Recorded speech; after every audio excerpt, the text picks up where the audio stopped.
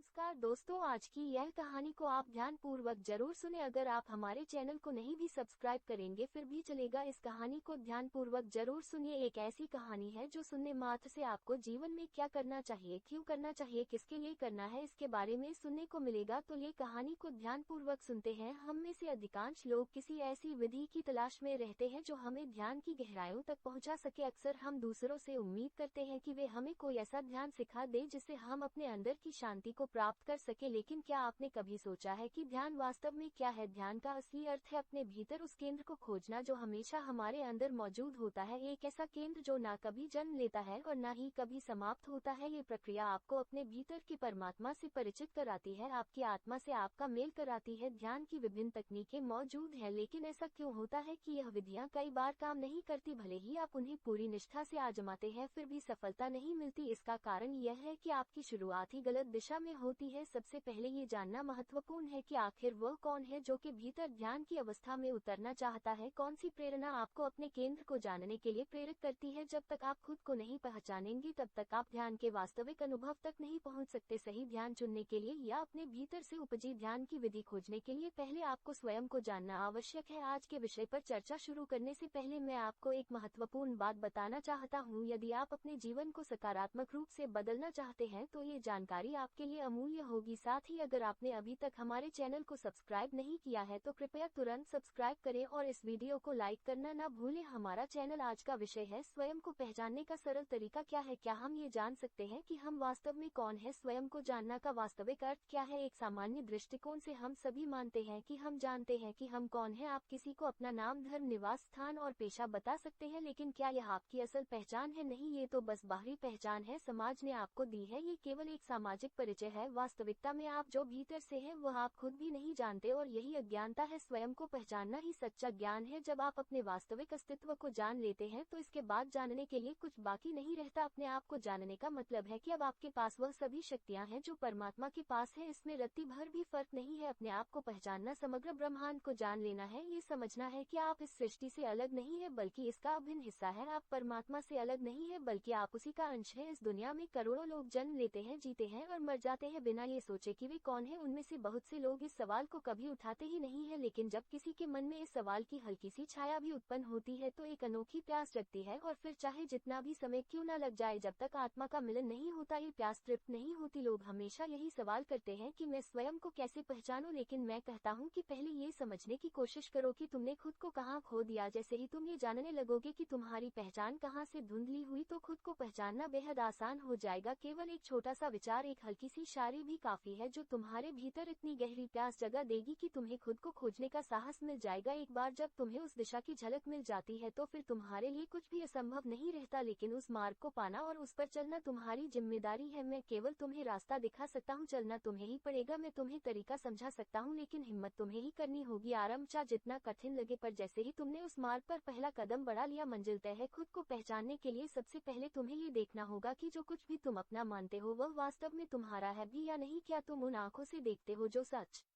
में तुम्हारी है? क्या उन कानों से सुनते हो जो तुम्हारे हैं? जिस बुद्धि से तुम सोचते हो क्या वह वाकई तुम्हारी है या फिर कहीं तुम एक भ्रम में जी रहे हो? जैसे ही तुम गहराई से देखने लगोगे ये सच्चाई तुम्हें चौंका देगी कि वास्तव में कुछ भी तुम्हारा नहीं है। तुम वही देखते हो जो तुम्हें दिखाया जाता है, वही सुनते हो जो तुम्हें सुनाया जाता है। मैं दावे के साथ कह सकता हूँ कि तुमने आज तक अपनी आंखों से कुछ भी असल में नहीं देखा। जिन विचारों को तुम अपना समझते हो वे भी वास्तव में तुम्हारे नहीं है। जब तुम जन्म लेते हो तो तुम एक कोरे कागज की तरह होते हो। तुम्हारी असल पहचान शुद्ध और निर्दोष होती है, लेकिन धीरे धीरे समाज का प्रभाव तुम्हारे ऊपर लिखने लगता है। सबसे पहले तुम्हारे माता पिता तुम्हें बताते हैं कि तुम्हारा नाम क्या है, फिर यह बताया जाता है कि तुम किस धर्म या जाति से संबंधित हो। तुम्हारे मन में ये भावना गहरी कर दी जाती है कि अगर तुम हिंदू हो तो हिंदू धर्म सबसे महान है, यदि तुम मुस्लिम हो तो इस्लाम सर्वश्रेष्ठ है। लेकिन क्या तुम्हें कभी यह समझने का मौका दिया गया कि तुम कौन हो? नहीं, तुम्हें निर्णय लेने का अवसर ही नहीं मिलता। फिर स्कूल में तुम पर शिक्षा के नाम पर न जाने क्या क्या लादा जाता जाता है। इसके बाद समाज के बड़े बड़े ज्ञानी और गुरु मिलते हैं जो तुम्हारे मन को ऐसी चीजों से भर देते हैं जिन्हें तुम शायद कभी समझ भी नहीं पाते, लेकिन तुम इस कदर तैयार हो जाते हो कि आंख बंद करके उनकी हर बात को सच मान लेते हो। तुम्हें जब ये कहा जाता है कि तुम एक आत्मा हो, तो क्या तुमने कभी खुद से सवाल किया कि क्या तुमने अपनी आत्मा का साक्षात्कार किया है? क्या तुमने उसे अपनी आंखों से देखा है? नहीं, तुम्हारे भीतर उठने वाले सवालों को भीतर ही दबा दिया जाता है। जब भी तुम ये जानने की कोशिश करते हो कि तुम कौन हो, हर उत्तर तुम्हें भीतर ही दबा दिया जाता है। बचपन से ही हमें जानने की बजाय केवल मानने की शिक्षा दी जाती है। जैसे ही हम कोई सवाल उठाते हैं तो लोग घबरा जाते हैं। हमें बताया जाता है कि ईश्वर कौन है और कहाँ रहता है। हमें सिखाया जाता है कि ईश्वर को स्वीकार करो, लेकिन कोई यह नहीं कहता कि ईश्वर को जानो या खोजो। ऐसा तो कभी सुनने को मिलता ही नहीं कि ईश्वर की खोज में निकला जाए। समाज में बस ये कहा जाता है कि ईश्वर को मान लो, क्योंकि सब लोग उसे मानते हैं। और मजेदार बात यह है कि जो लोग ईश्वर के बारे में हमें बता रहे हैं वे खुद नहीं जानते कि ईश्वर है या नहीं। उनके भी पूर्वजों ने यही कहा था और वे उसी बात को दोहरा रहे हैं। ये जैसे अंधों की दुनिया है जहाँ कोई भी आंखों वाले को नहीं देखना चाहता, यहाँ हर किसी को अंधा बनाया जा रहा है। इसलिए मैंने कहा था कि सबसे पहले ये देखना जरूरी है कि आपने खुद को कहाँ खो दिया, और यह जानने के लिए साहस की जरूरत है, क्योंकि सबसे पहले आपको उन धारणाओं को छोड़ना होगा जो दूसरों ने आपके भीतर भरी है। आपको दुनिया की आंखों से देखना और दुनिया की बुद्धि से सोचना बंद करना होगा। जिस दिन आप बाहरी विचारों से खुद को मुक्त कर लेंगे उसी दिन आपके भीतर आपके अपने विचार जागेंगे। क्या आपने कभी जीवन को खुद समझने की कोशिश की है? जीवन एक विचार मात्र है। आपके विचार से ही आप अमीर या गरीब हैं। आपके विचार ही आपके लिए सही या गलत का निर्धारण करते हैं। सुख दुख अच्छाई बुराई सब आपके विचारों से ही संचालित हो रहे हैं, लेकिन यह विचार आपके खुद के नहीं है। जो कुछ भी आपके पास है वह दूसरों का दिया हुआ है, इसीलिए ये संसार आपको दुखी लगता है। गुरु नानक ने भी कहा है, नानक दुखिया सब संसार, और यह केवल इसलिए है क्योंकि जो विचार हम धारण करते हैं वे हमें दुख में डालते हैं। दुनिया अपने आप में दुख नहीं है, यह आपका दृष्टिकोण और आपके विचार है जो आपको दुखी कर रहे हैं। संसार तो वैसा ही दिखता है जैसा आप देखना चाहते हैं। ये संसार सारे जादुई खिलौने जैसा है। अगर आप फूल देखना चाहे तो चारों ओर फूल ही फूल दिखेंगे, और अगर कांटे देखना चाहे तो कांटे ही दिखाई देंगे। एक बार जब आपको अपनी असली दृष्टि मिल जाती है तो आपको जानने का सच्चा आनंद आने लगता है। अपने आप को जान लेने का अर्थ है कि आप अपने जीवन के स्वामी बन जाते हैं। क्या आप सच में सोचते हैं कि आप अपने जीवन के मालिक हैं? चारों ओर देखें, हर कोई आपके ऊपर हुकूमत करता दिखे। आप केवल बाहरी लोगों के इशारों पर चलते हैं। आपका पूरा जीवन इस सोच में निकल जाता है कि लोग क्या कहेंगे। ये सबसे बड़ी बीमारी है। समाज की यही धारणा आपके जीवन पर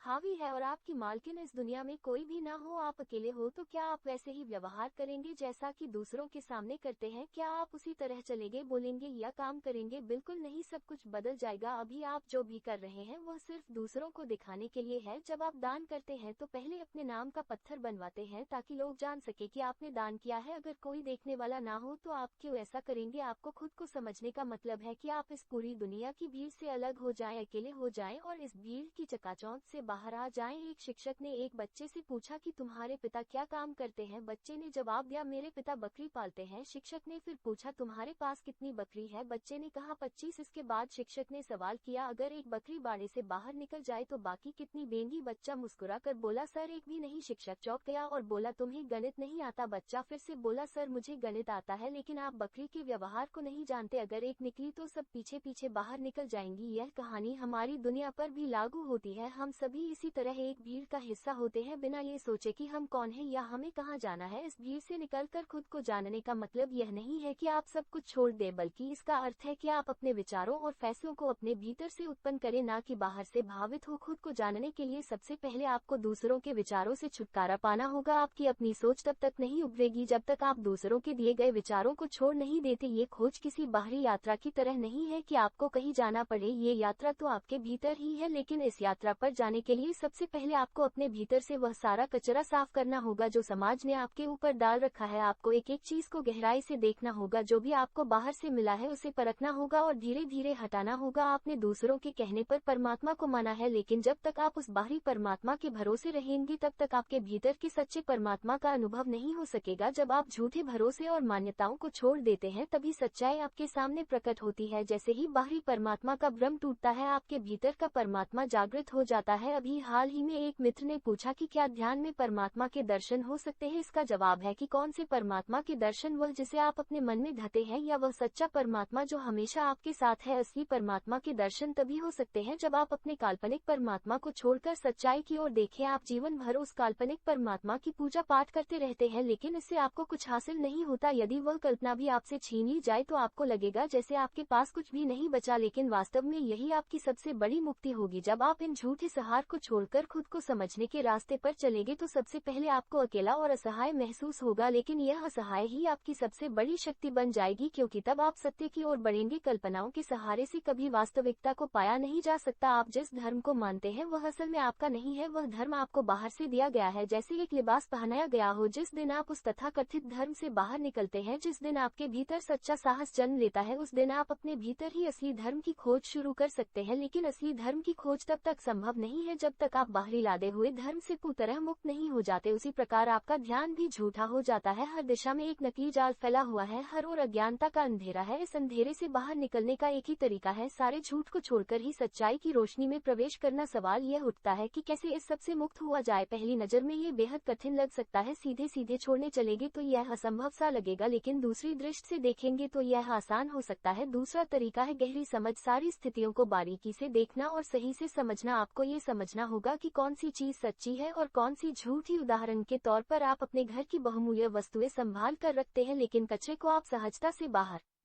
फेंक देते हैं। क्या कभी कचरा फेंकते समय आपको कोई दुख हुआ? कभी कचरा फेंकने में आपको किसी खास हिम्मत की जरूरत पड़ी है? बिल्कुल नहीं। लेकिन अगर कभी आप कचरे को ही धन मान ले तो उसे छोड़ना मुश्किल हो जाएगा। इसलिए पहली कोशिश में छोड़ना नामुमकिन लगेगा, लेकिन जब आप सावधानी से अपने हर कार्य को समझने लगेंगे, जब आप पूजा पाठ और कर्मकांड का गहराई से विश्लेषण करेंगे, तो आपको खुद ब खुदा की असल दौलत क्या है और कचरा क्या है। एक बार आपको यह एहसास हो जाए कि यह सब दिखावा है तो इसे छोड़ना सहज हो जाएगा। आप खुद चाहेंगे कि इसे तुरंत छोड़ दे। कौन बेकार का बोझ अपने पास रखना चाहेगा? मान लीजिए आप ताजमहल देखना चाहते हैं, लेकिन आप ताजमहल की एक तस्वीर लाकर घर में सजा देते हैं, फिर आप हर रोज उसकी पूजा करते हैं, धूप जलाते हैं, घंटी बजाते हैं, लेकिन क्या इससे आप ताजमहल पहुंच जाएंगे? अगर इससे ताजमहल तक पहुंचना संभव हो तो फिर आपकी पूजा सही दिशा में है, लेकिन अगर इससे आप ताजमहल नहीं पहुंच सकते तो परमात्मा का अनुभव भी कैसे कर सकेंगे? एक स्पष्ट संकेत है कि आपको गहराई से देखना होगा। एक बार जब आप इस भ्रम से बाहर आ जाएंगे, एक बार आपकी समझ स्पष्ट हो जाएगी, तो आपको कुछ छोड़ने की जरूरत नहीं पड़ेगी, सब कुछ अपने आप छूट जाएगा। करकट को जबरदस्ती हटाने की जरूरत नहीं पड़ेगी, वह स्वाभाविक रूप से दूर हो जाएगा। अब जब आप इसे पूरी तरह समझ लेते हैं तो फिर क्या होगा? धर्म, जाति, यहाँ तक कि परमात्मा भी पीछे छूट जाएगा, लेकिन आपके भीतर हो रहे इस परिवर्तन का अंदाजा दूसरों को नहीं होगा। बाहरी दुनिया के लोग आपको गलत समझने लगेंगे, आपको नास्तिक या पागल भी कह सकते हैं, क्योंकि आप अब उनकी दुनिया से बिल्कुल अलग हो जाएंगे। इस पूरी प्रक्रिया में ये ध्यान रखें कि समझ और जागरूकता ही आपके लिए सच्चा मार्गदर्शन है। ये जो अनुभव है जिसे हम वास्तविकता का नाम दे रखा है, वह कई बार पागलपन जैसा ही प्रतीत होता है। जिन्होंने अपने अस्तित्व को जाना, जिन्होंने खुद को पहचाना, समाज ने उन्हें हमेशा पागल कहा है। एक मित्र का विचार बड़ा अनूठा लगा। उन्होंने कहा कि जो इस पागलपन में उतरता है वही जान पाता है कि असली पागलपन क्या है। सवाल यह है कि कौन पागल है, वो जो दुख में डूबा रहता है या वो जिसने अनंत शांति को पा लिया है? पागल वो है जो कल्पना के परमात्मा से बंधे रहते हैं, या वह है जो अपने भीतर के सत्य से एकाकार हो गए हैं। करीब 40 साल पहले की बात है जब मुझे यह अनुभव होने लगा कि यह जो जीवन मैं जी रहा हूँ यह असली नहीं है, सच कुछ और ही है, कहीं गहरे छिपा हुआ। फिर चाहे इसकी कोई भी कीमत क्यों न चुकानी पड़े, मुझे उस सत्य को पाना ही है। जैसे ही यह बात स्पष्ट हुई, लोग मुझे पागल कहने लगे, क्योंकि अब मैं चीजों को वैसे नहीं देख पा रहा था जैसे पहले देखता था। अब मुझे इस भौतिक दुनिया में कुछ भी स्थायी नजर नहीं आ रहा था, घर हो या चीजें, सब अस्थायी लगने लगा। और दूसरी तरफ ये भी समझ में आया कि यह पूरी सृष्टि, यह आकाश, ये धरती, सब मेरा ही अंश है। एक ही समय में सबसे गरीब भी मैं ही हूँ और सबसे धनी भी मैं ही हूँ। यह विरोधाभास जब घटित होता है तो समाज इसे पागलपन मानने लगता है। ये यात्रा रुकने की नहीं है, पीछे मुड़ का कोई सवाल ही नहीं उठता। अगर आप समाज की परवाह करेंगे तो यह मार्ग कठिन लगेगा, लेकिन जैसे ही आप चिंता से मुक्त हो जाएंगे, आनंद अपने आप गहराने लगेगा। और एक दिन ऐसा आएगा कि वही लोग जो आपको पागल कहते थे आपके पास चलकर आएंगे, ये जानने के लिए कि आपकी शांति और आनंद का रहस्य क्या है। दुख से अभिभूत समाज को ये समझ में नहीं आता कि कैसे एक व्यक्ति इतना आनंदित हो सकता है जब दुनिया दुख में डूबी है। भी आपको देखेगा, वह आकर्षित होगा, जानना चाहेगा कि आप आपने ये स्थिति कैसे पाई। अपनी अगली वीडियो में मैं आपको उस रहस्य से अवगत कराऊंगा जिससे आप अंकों के माध्यम से परमात्मा को जान सकेंगे। यह एक ऐसा विज्ञान है जो हमारे प्राचीन समाज में मौजूद था, जिसके आधार पर वह अद्भुत निर्माण होते थे जिन्हें देखकर आज भी वैज्ञानिक हैरान है। वह कैसे संभव था, कौन सी गणना या तकनीक थी जिससे विशालकाय संरचनाएं बनाई गई जिनका अस्तित्व आज भी एक रहस्य बना हुआ है। इस ज्ञान से आप केवल परमात्मा को ही नहीं बल्कि इस दुनिया की गहराइयों को भी नए सिरे से समझ पाएंगे। जब आप इस गहरे सत्य को समझ जाते हैं तब आपको हर कदम पर अनुभव होने लगता है कि आप जो कुछ देख रहे हैं, जो कुछ सुन रहे हैं, वह केवल बाहरी दिखावा है। सच्चाई इससे बहुत परे है। आप महसूस करने लगते हैं कि दुनिया एक मायाजाल है और इसे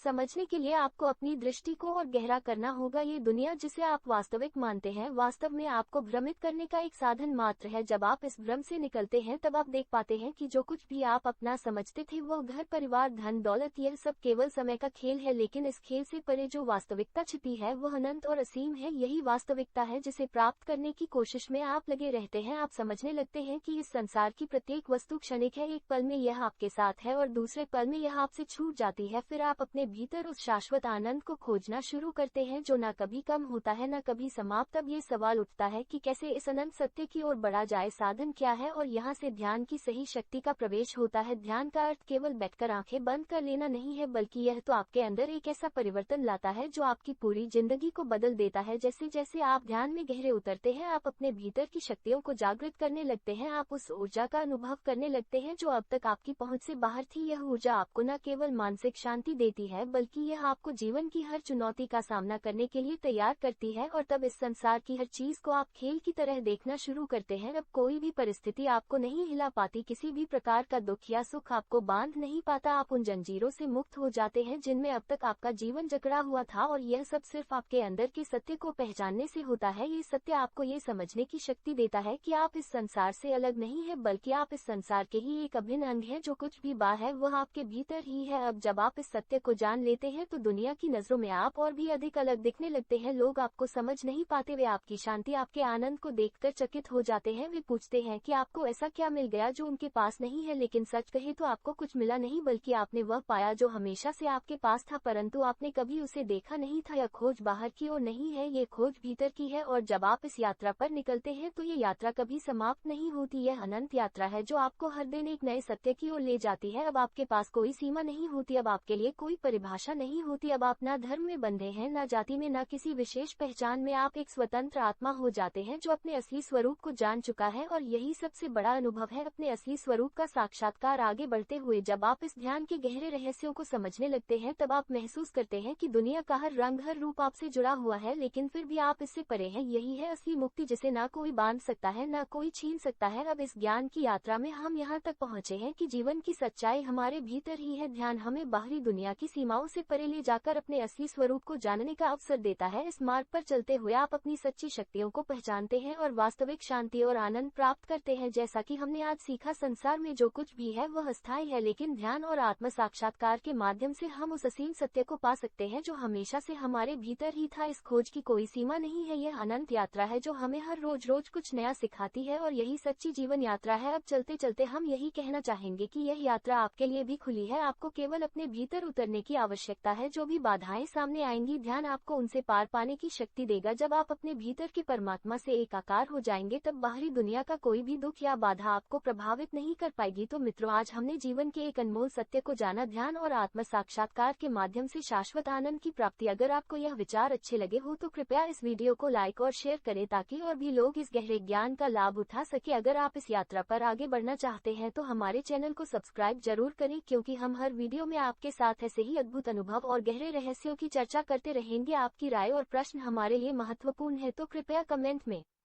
जरूर बताएं कि आपने इस वीडियो से क्या सीखा। मिलते हैं अगली वीडियो में, तब तक ध्यान में रहिए और अपने भीतर की शक्तियों को जागृत करते रहिए। धन्यवाद। नमस्कार दोस्तों, आज की यह कहानी को आप ध्यान पूर्वक जरूर सुने। अगर आप हमारे चैनल को नहीं भी सब्सक्राइब करेंगे फिर भी चलेगा, इस कहानी को ध्यान पूर्वक जरूर सुनिए। एक ऐसी कहानी है जो सुनने मात्र से आपको जीवन में क्या करना चाहिए, क्यों करना चाहिए, किसके लिए करना है, इसके बारे में सुनने को मिलेगा। तो ये कहानी को ध्यान पूर्वक सुनते हैं। हम में से अधिकांश लोग किसी ऐसी विधि की तलाश में रहते हैं जो हमें ध्यान की गहराइयों तक पहुंचा सके। अक्सर हम दूसरों से उम्मीद करते हैं कि वे हमें कोई ऐसा ध्यान सिखा दे जिससे हम अपने अंदर की शांति को प्राप्त